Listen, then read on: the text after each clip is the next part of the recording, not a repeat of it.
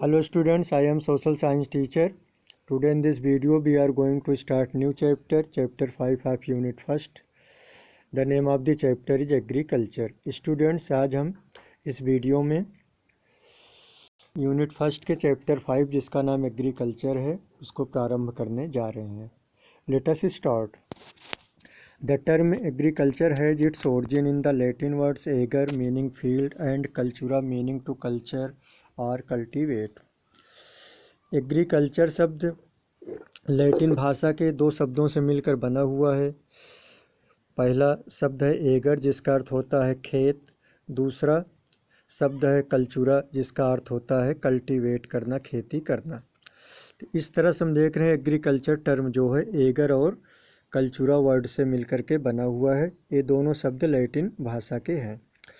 Agriculture thus refers mainly to the tilling of fields for growing crops. इस तरह से हम देख रहे हैं एग्रीकल्चर शब्द जो है खेत की जुताई, फसल उपजाने के लिए खेत की जुताई को द्योतित करता है.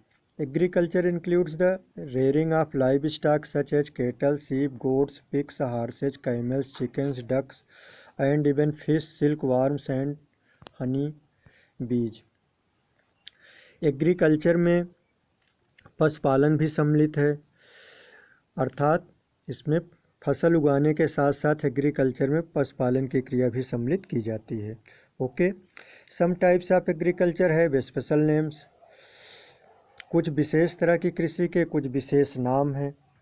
फॉर एग्जाम्पल, उदाहरण के लिए fish breeding is called pisciculture. मत्स्य उत्पादन को पिसीकल्चर कहा जाता है. Raising silk worm for producing silk is called sericulture. Silk को उत्पादित करने के लिए सिल्क के कीड़ों को पालने को सेरीकल्चर कहा जाता है. कीपिंग बीज for honey is called apiculture. शहद के लिए मधुमक्खियों के पालने को एपीकल्चर कहा जाता है. Growing grapes is called viticulture. अंगूर की खेती को विटीकल्चर कहा जाता है. And growing flowers, vegetables and fruits is called horticulture. फूलों, सब्जियों और फलों को उगाने को हॉर्टिकल्चर कहा जाता है. Farming in which only natural methods of manuring and pest control are used and plants and animals raised are not genetically modified to improve yields is called organic farming. अब ऑर्गेनिक फार्मिंग क्या है इसको define किया गया है. ऐसी खेती जिसमें खेतों को प्राकृतिक ढंग से मैन्योर किया जाता है और उसमें प्राकृतिक ढंग से कीटों का नियंत्रण किया जाता है, अर्थात उसमें केमिकल फर्टिलाइजर्स या केमिकल पेस्टिसाइड्स या इंसेक्टिसाइड्स का उपयोग नहीं किया जाता है. इस तरह के फार्मिंग को हम लोग ऑर्गेनिक फार्मिंग कहते हैं.